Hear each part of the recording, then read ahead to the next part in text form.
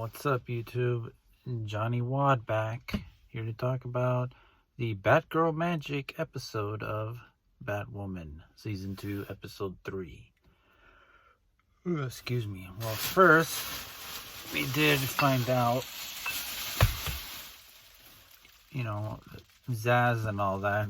Those kills. I don't know anything about the actor, so I don't know. I don't have a frame of reference to his work, so I don't know if he's good, if he's bad. And the same thing for Sophia, her actress. I don't know if she's good or if she's bad. I don't have any frame of reference for either actor, so. But I think they're probably going to grow on me. And I did like the actor for Zaz in Gotham. That guy did good. So this guy probably will do the same thing. We'll see. Hopefully, they give him more stuff to do. But anyways, Zaz as a character is good. He's a very interesting character, and I did like the fact that,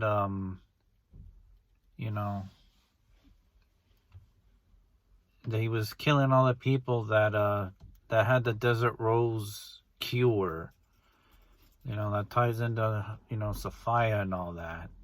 So I thought that was an interesting little twist there.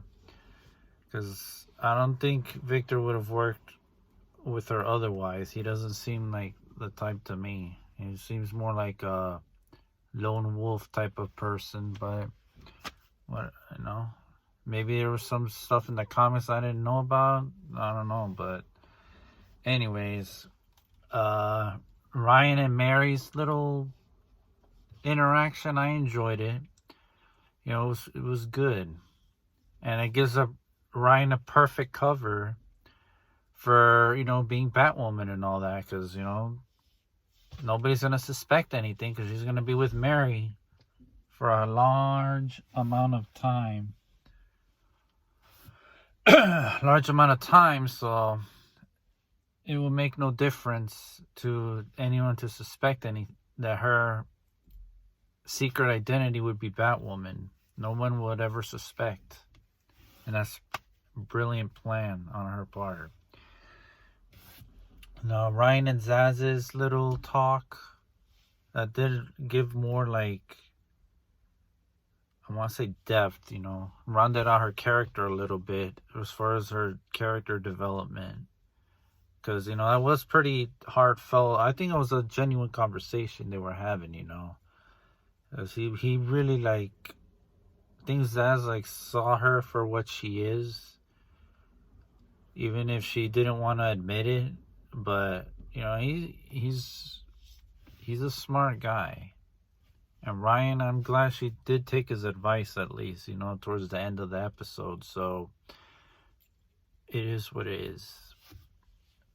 Hopefully, she'll be more open and more expressive of her emotions and all that. And come at least realize, she can be okay with not being Kate. Because obviously she's not. They're two different people.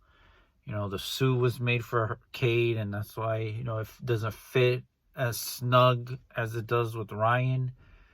But, they'll work around it. Or probably will make the suit smaller. And more form-fitting for Ryan. And I like that they made her, kind of clumsy, since she was stumbling a little bit in the beginning. Because, she's still trying to figure out the suit and how everything works, like what Kate did in season 1 towards the beginning. She was the exact same way. So I'm glad she's not some perfect person who automatically figures out how everything works, because real world that doesn't happen. And then Alice's talk with Sophia, I'm enjoying that interaction between those two characters. I mean, I know that in the comics they were a little more intimate than how they were portraying them now, but maybe they'll go more into it as the season progresses. But it is interesting that, that Kate is not on the island. or that, you know, she's somewhere else, but she's not there when Alice was there. So it's from a tactical standpoint, I understand why Sophia didn't have her on the island when Alice was there, because it's just smart, you know, tactical choice, like a smart military tactic, not to have those two together in the same place. So, you know, and now that Sophia's basically confirmed that Kate is alive, I feel like, you know, Jacob, I feel better for him, because now he doesn't have to have that doubt. He doesn't have to carry that albatross anymore of, you know, oh, Kate is probably dead, but now he knows that she is probably alive. So I feel better for him, you know. That burden is gone of him having to have only one daughter left. So that's good, you know. He has all his daughters, even though, you know, Beth is kind of gone, but, you know, whatever. At least now he'll have his family back. So that's a good thing. And if I was Sophie, as far as their interaction goes, look, I guess Sophia has a thing for like strong women, but Sophie really needs to let Alice do whatever little tasks she needs to do, because it's not smart to lock her up, because like Alice said, if you put me in jail, then Sophia won't tell me where Kate is, and then I can't get her back. And everybody can't get her back. So Sophie will never see her again. Jacob and Mary and Luke will never see her again. So it's in Sophie's best interest to leave Alice, you know, wandering around Gotham. If she wants to keep an eye on her, whatever, that's her business. But she really needs to just let her be, because, you know, she'll never see Kate again, because Sophia's the only person who knows where she is. And if she wants Alice to do her task for her, so she'll tell her where she is.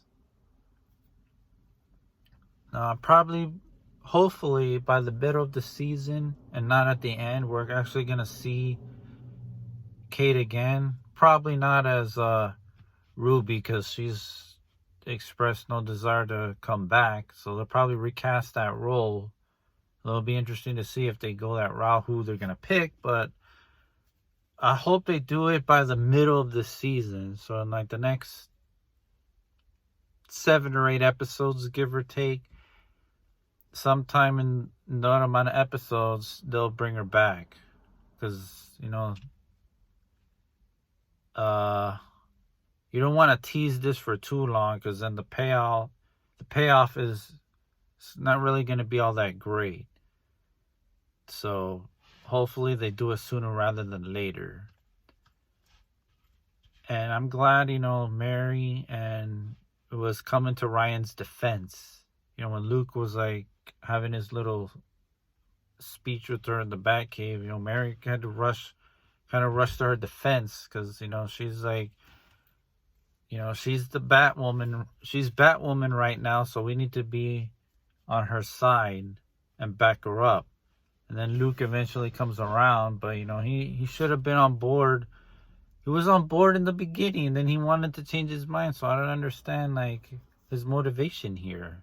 Like, why is he flip-flopping? You can't just, yeah, I'm going to be on board with this, at least until Kate comes back, and then the next minute, he's like, hey, I don't want to, making excuses or whatever. And why doesn't Ryan have like some sort of tech? Because I'm sure like Bruce Wayne had tech that allows his batarangs to come back, so he doesn't keep on having to make a whole bunch of them every single time. Because $1,000 for a batarang, it seems like Luke should have had some tech there, or knew about some tech that would allow the batarangs to come back once you use them. You know, especially if you miss, there should be like some kind of homing tech that allows it to come back to the person who threw it. So, you know, to the bat suit. It doesn't make any sense to me. But maybe they'll do it like sometime this season, you know. Luke will make more tech for Ryan. And I guess that's it. I mean, I probably forgot some stuff, but whatever. I don't feel like making a separate episode. So catch y'all in the next one. Stay safe out there.